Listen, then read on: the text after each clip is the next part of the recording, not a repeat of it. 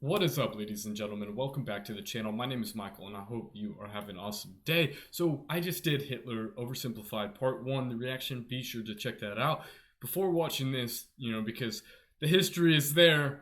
It's just before this video. But anyways, that was a little bit long-winded. Let me know what else you guys would like me to react to. I really enjoy history. If you guys are Sabaton fans, just randomly, I've done a lot of Sabaton's videos because they are a historically based band. I just really enjoy watching history and learning from that. I mean, there's so much wisdom that can be learned from that.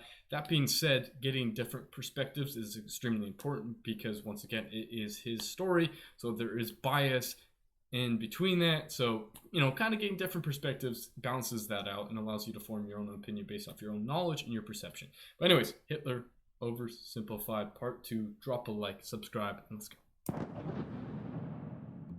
Since Germany's military had to be reduced, Hitler could no longer remain a soldier after the war, but he kept working for the army as an informant.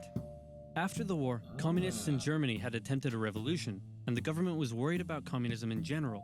So Hitler was tasked with infiltrating and reporting on any new political parties that could pose a communist threat. A new party called the German I love how they add the K into, the different parts. Workers' Party threw up a whole bunch of red flags, so Hitler went along to one of their meetings, but found that they weren't communist at all. They were extreme right and shared many of his extreme beliefs, so he left the army and signed up to join the party. His fantastic speaking abilities impressed the party's leadership and supporters, and he very quickly rose to the top. He decided the party needed a makeover, so he renamed it to the National Socialist German Workers' Party, or Nazi for short, and he gave it a new color scheme. The Nazis weren't very specific on policy, but Hitler made extravagant promises to return Germany to its former glory by undoing the Treaty of Versailles and reuniting all ethnic Germans into one nation. He also said that only pure Aryan people should be allowed to be citizens and that all Jews would lose their citizenship. These ideas were already common in extreme right politics, but what set the Nazis apart was Hitler himself, and they quickly became the leading party on the extreme right.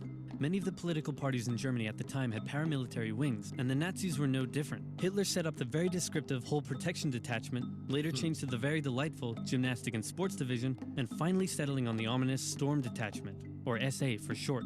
Their job was to defend Nazi party meetings and intimidate political opponents, and they would frequently engage in battles with communists on the streets. Since the Allies had demanded a reduction in Germany's military size, many trained soldiers were left unemployed. They liked the Nazi ideology, and it was only natural for them to join the SA, which grew larger and larger over time. The new democratic government that formed after World War I was pretty weak and ineffective. In order to pay reparations to the Allies, it started printing more money. The problem is that printing money doesn't actually give a country more money, it just makes money less valuable. Yeah. So as the country prints...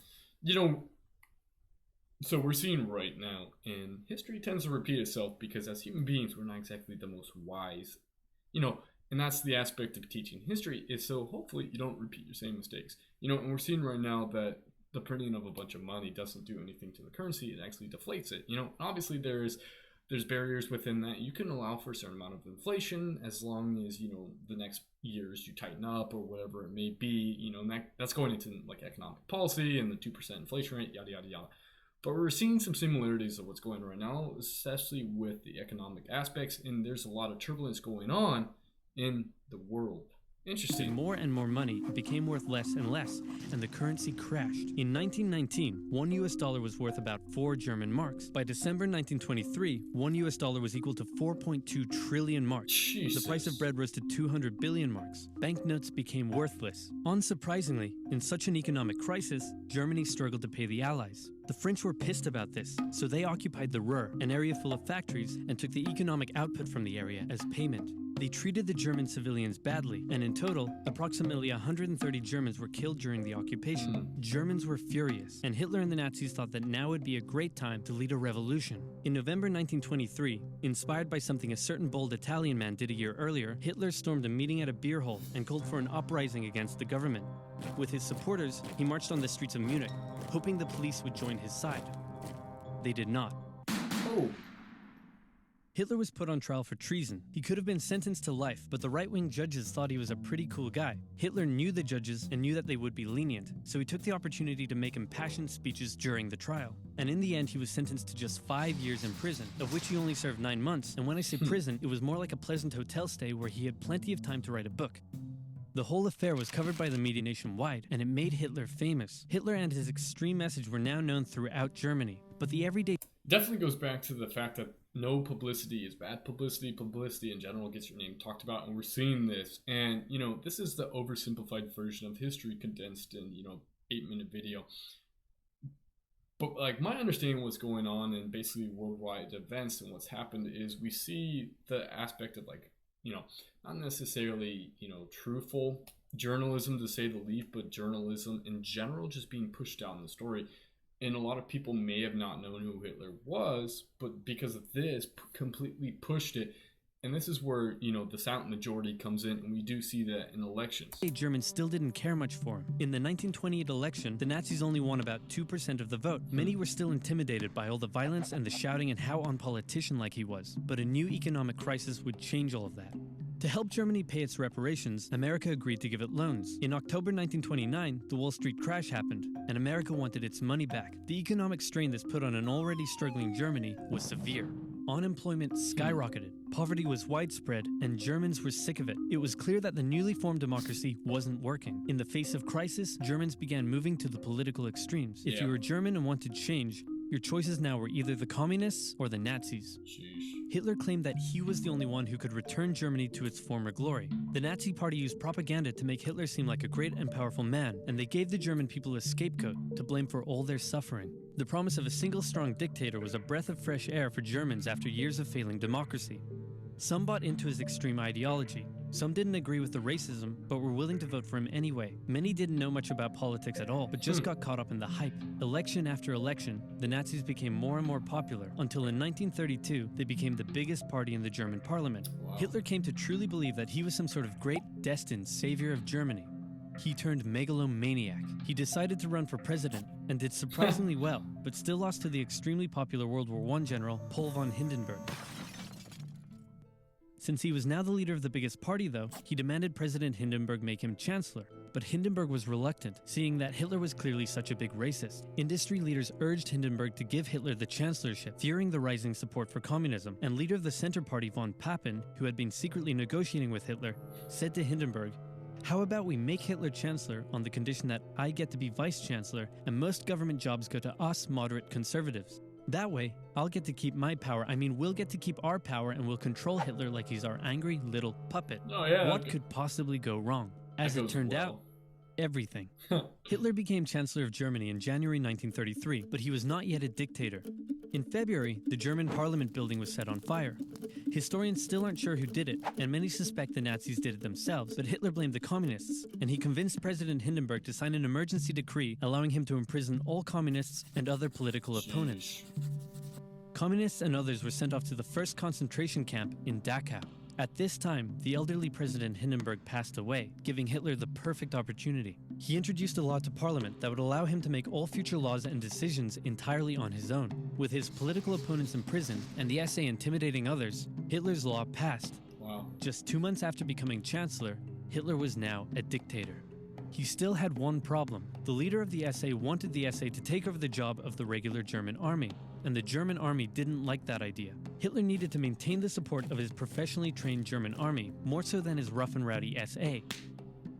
So one night in June 1934, he had Röhm and many other of his own SA officers rounded up and murdered. While he was at it, he took the opportunity to brutally settle some personal scores as well. Politicians who had disagreed with him in the past, reporters who had printed negative articles about him, one guy who did absolutely nothing, but they thought he was someone else. In some cases, even their families were murdered. In total, up to 200 people were killed in what became known as the Night of the Long Knives.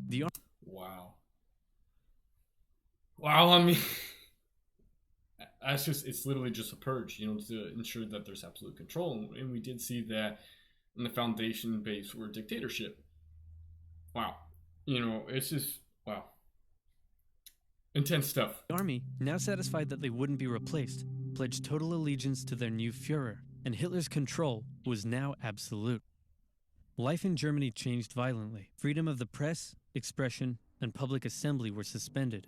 Jews were initially branded and their businesses boycotted. And eventually, Hitler would go on to have 6 million Jewish men, women, and children killed in concentration camps. Hundreds of thousands of people were forced into sterilization for physical and mental imperfections. The Hitler Youth became a way to brainwash the young. Boys were trained to fight and returned home from camp violent. Girls were told their purpose was to have many pure Aryan children, and they would sometimes return from camp pregnant. When their parents were understandably horrified, their children would threaten to turn them over to the Gestapo for standing in the way of Germany's greatness. The standard greeting changed, and you could be sent to a concentration camp for not using it. This way, it seemed like everyone was a Nazi supporter. If you dared oppose Hitler or speak out against him in any way, you also would be sent to a concentration camp. German nationalism captivated the young Adolf.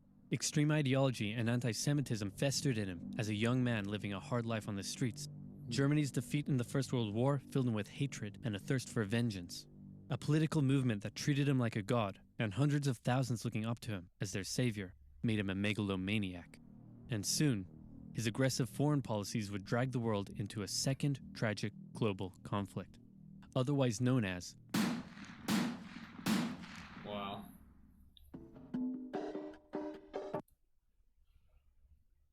Definitely, we're seeing World War One. We're seeing the foundation, and it's like a long-term plan, and obviously some of it may be programmed, predicted, whatever, but still these events transpired, and we're seeing the foundation of what happened in World War One. Hitler personally experienced this, being a veteran on the front lines, and then going back and seeing, what the regular civilians thought about the war versus, what he was seeing. So, there's the conflicts. We saw the troubled childhood of what's going on. And all at the end, the last about, minute and a half or so, really spoke home to me because my family members, originated from Germany, and these stories of events, of things that happened, I do have family members that went through these things, and there was casualties within that. And it just really hit home because it's not something you gloss over and you kind of just say lightly.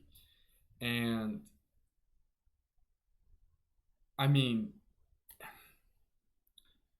situations like these, it's extremely tough because yes, Hitler pulled Germany out of the state. A lot of good things happened financially, economically, there was changes, but at the same time, a lot of human life was lost, and you can't really justify tragedy on that. It's just a real interesting subject, to kind of really get into. And, anyways, crazy stuff. Let me know what you guys think about this video. Let me know what other videos I should react to. Leave them in the comments below. Just, you can post a link if you like. That makes it a lot easier for me. Turn on those bell notifications so you never miss a video. And as always, stay healthy, stay happy, and have a blessed day. Peace.